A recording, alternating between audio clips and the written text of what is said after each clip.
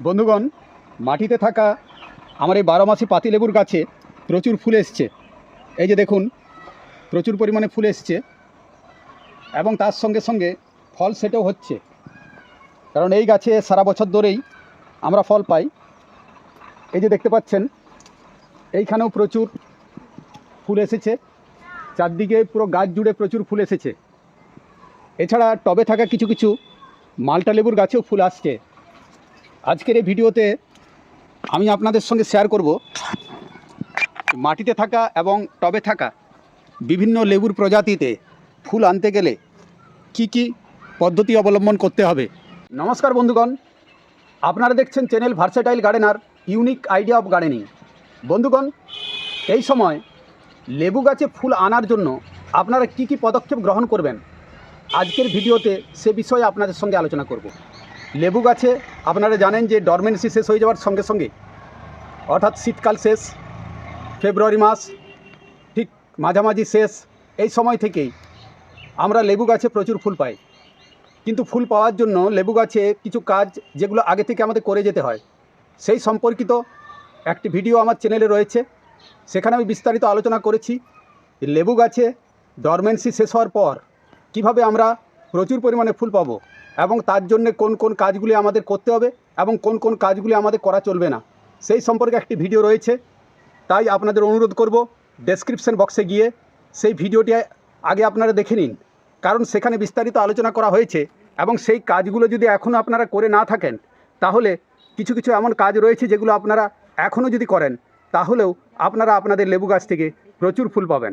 এই যে আপনারা দেখতে পাচ্ছেন, আমার অনেকগুলো প্রজাতির লেবু গাছ রয়েছে, যেমন কমলা লেবু, মাল্টা লেবু, 12 মাসি মাল্টা, এছাড়া বাড়ি ওয়ান, ইন্ডিয়ান সিকি মৌসম্বি থেকে শুরু করে আরও বিভিন্ন প্রজাতির সাইট্রাসের ভ্যারাইটি এখানে রয়েছে। এখানে আপনারা দেখতে পাবেন, এই যে আপনাদের দেখাই, এই যে এই গাছটি রয়েছে, দেখুন এটি একটু অজানা নাম, মানে এটার আমি ঠিক কোন ভ্যারাইটি ঠিক বলতে পারবো না, কিন্তু আমি স্থানীয় নার্সারি থেকে নিয়ে এসেছিলাম এবং এই ফলটি খেয়ে আমার খুব ভালো লেগেছিল। ফলটি ভীষণ মিষ্টি এবং এই লেবুটি, অর্থাৎ এটি মাল্টা লেবুর একটি জাত, এটি বছরে 2-3 বার ধরে, অর্থাৎ এটিও একটি 12 মাসি প্রজাতি। এবং এই যে লেবু গাছগুলো আপনারা লক্ষ্য করলেই দেখতে পাবেন, যেমন এটি একটি কমলা লেবুর প্রজাতি, যেটা আপনার পাকিস্তানি কমলা লেবু, এবং বাড়ি ওয়ান যে এই যে লেবুর গাছটি রয়েছে, মাল্টা লেবুর গাছ, এই গাছগুলো দেখুন আমি জল একদম কম পরিমাণে দিয়েছি। তো আজকের এই ভিডিওতে আমি আলোচনা করব যে কোন কাজগুলি করলে আপনারা আপনাদের শখের লেবু গাছগুলো থেকে প্রচুর পরিমাণে ফুল পাবেন। তাই ভিডিওটি অত্যন্ত গুরুত্বপূর্ণ হতে যাচ্ছে। এখানে আমি 5টি টিপসের কথা আপনাদের জানাবো। সেই টিপসগুলি যদি আপনারা এখনও ফলো করেন, তাহলে আপনারা আপনাদের বিভিন্ন প্রজাতির লেবু গাছগুলো থেকে প্রচুর পরিমাণে লেবু পাবেন।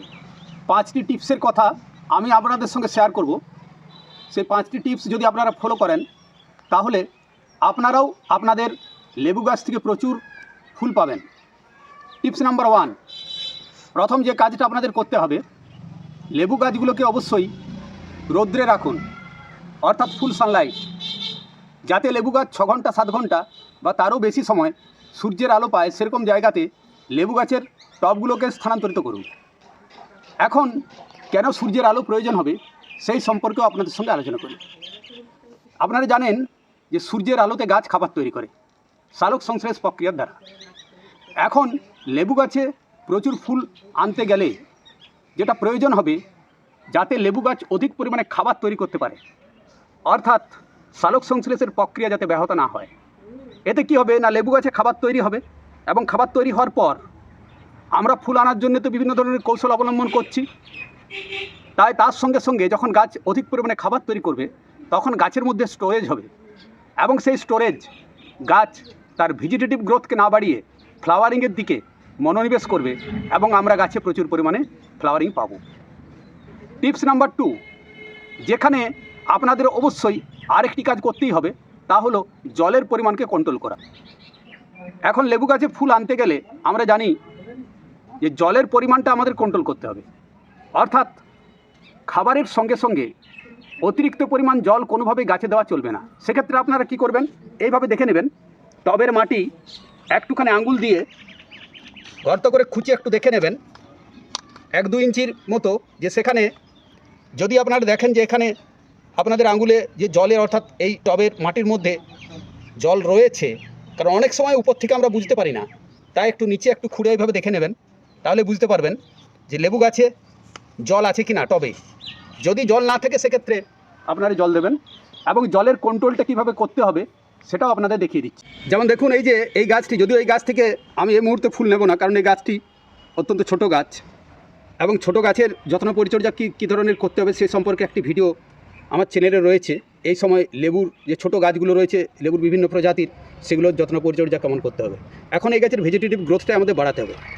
যেমন দেখুন এই যে এই গাছটি, এই গাছটির অর্থাৎ এই গাছে যদি 1 মগ জলের প্রয়োজন হয়, এখন আমরা কি করব না, 1/2 মগেরও কম পরিমাণ জল আমরা এখানে প্রয়োগ করব, অর্থাৎ এইটুখানি, তাহলেই জলের পরিমাণটা ঠিক থাকবে। এইভাবে যদি আপনারা জলের পরিমাণটা ঠিক করে নিতে পারেন, অর্থাৎ যে পরিমাণ জল প্রয়োজন হবে তার অর্ধেকেরও কম পরিমাণ জল এই সময় আপনাদের লেবু গাছে দিতে হবে অধিক ফুল আনানোর জন্য।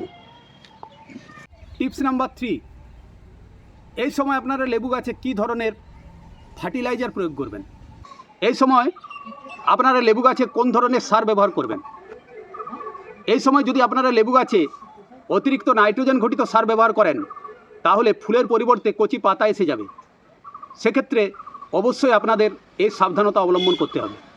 তাই এই সময় কোনোভাবেই অধিক নাইট্রোজেন রিচ ফার্টিলাইজার ব্যবহার করা চলবে না। এই সময় আপনারা যেটা ব্যবহার করবেন তা হলো ফসফেট ও পটাশ জাতীয় যে সমস্ত ফার্টিলাইজার রয়েছে সেগুলো। যেমন আপনারা এক্ষেত্রে একটা স্প্রে করতে পারেন 05234, এটা আপনারা সমস্ত লেবু গাছে স্প্রে করতে পারেন। ফুল আসার আগে এটা অবশ্যই স্প্রে করা যাবে। এখানে নাইট্রোজেন থাকে না, শুধুমাত্র ফসফেট এবং পটাশিয়াম। ফসফেট 52% এবং তার সঙ্গে সঙ্গে পটাশিয়াম 34%।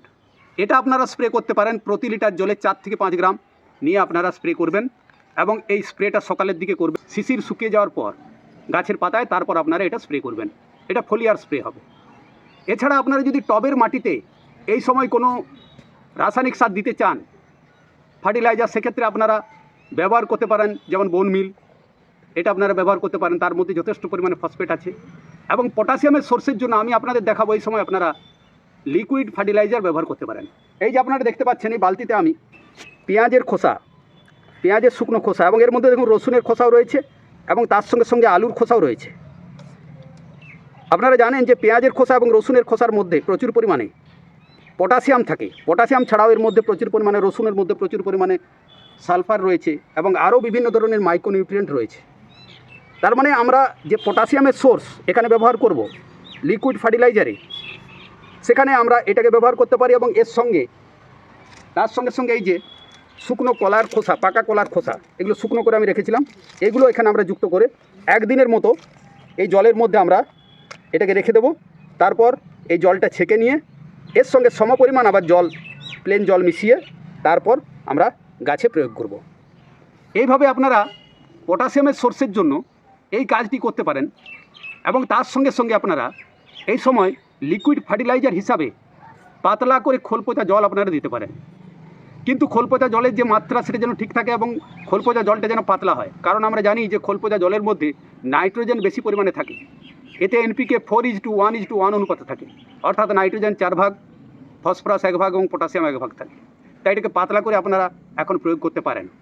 যে লিকুইড সারটির কথা আমি আপনাদের বললাম এবং করে দেখালাম যে কীভাবে এটা আপনারা প্রিপারেশন করবেন, এটাকে যদি আপনারা ফলো করেন তাহলে ভালো রেজাল্ট পাবেন। এরপর যে কথাটি আপনাদের সঙ্গে আলোচনা করব, অর্থাৎ টিপস নাম্বার 4, কী ধরনের এই সময় আপনাদের অবশ্যই গাছে ছত্রাকনাশক এবং কীটনাশক স্প্রে করতে হবে। যদি আপনারা রেগুলার ইন্টারভেলে নিম তেল স্প্রে করে যাচ্ছেন তাহলে কীটনাশকের প্রয়োজন হবে না। কিন্তু এই সময় যখনই লেবু গাছ ডরমেন্সি ভেঙে লেবু গাছ থেকে কচি কচি পাতা নির্গত হবে এবং তার সঙ্গে ফুল বেরিয়ে আসবে, তখন বিভিন্ন ধরনের ক্ষতিকর পতঙ্গের আক্রমণ হবে। যেমন পাতা মোড়া পোকা, যেগুলোকে আমরা লিফ মাইনার বলি। এছাড়া আরও বিভিন্ন ধরনের ক্ষতিকর কীটপতঙ্গের আক্রমণ হবে। তাই কীটনাশক এই সময় আপনারা অবশ্যই ব্যবহার করতে পারেন। ফুল আসার পর বা ফুল ফুটে যাওয়ার পর কোনো কীটনাশক ব্যবহার করা চলবে না, এবং কীটনাশকের সঙ্গে সঙ্গে আপনারা ছত্রাকনাশকও ব্যবহার করতে পারেন, একসাথে মিশিয়েও ব্যবহার করতে পারেন। এক্ষেত্রে কীটনাশক হিসাবে আপনারা প্রফেক্ট সুপার ব্যবহার করতে পারেন, কিংবা ইমিডা ক্লোরোপিড গ্রুপের যে কোনো কীটনাশক আপনারা এখানে ব্যবহার করতে পারেন। এবং ছত্রাকনাশক হিসাবে এই সময় আপনারা যেমন রিডোমিল গোল্ড ব্যবহার করতে পারেন, সাব ফাঙ্গিসাইডও আপনারা ব্যবহার করতে পারেন। সেক্ষেত্রে সাইপারমেথ্রিন হলে তার ডোজটা হবে 1.5 ml করে আপনারা ব্যবহার করবেন প্রতি লিটার জলে এই কীটনাশকটি।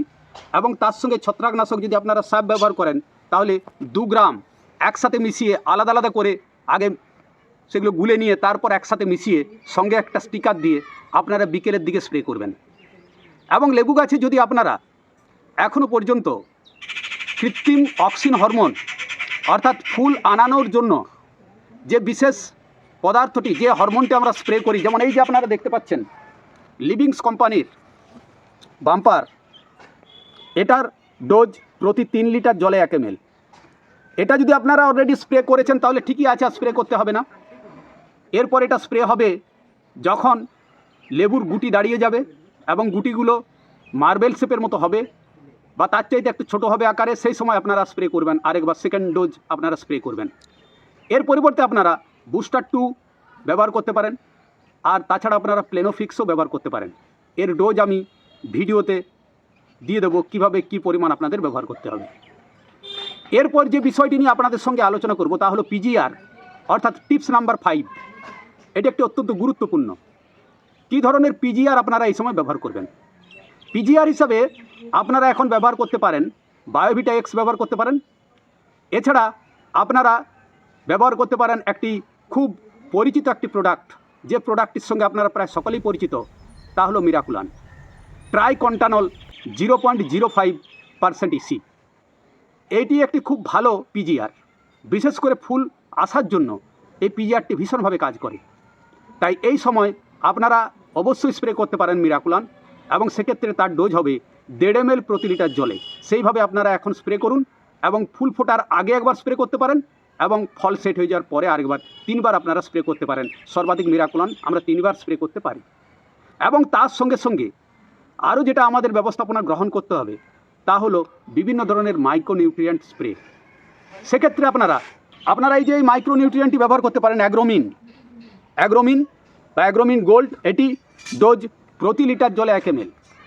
এগুলো একটি নির্দিষ্ট ইন্টারভ্যালে আপনাদের প্রয়োগ করতে হবে।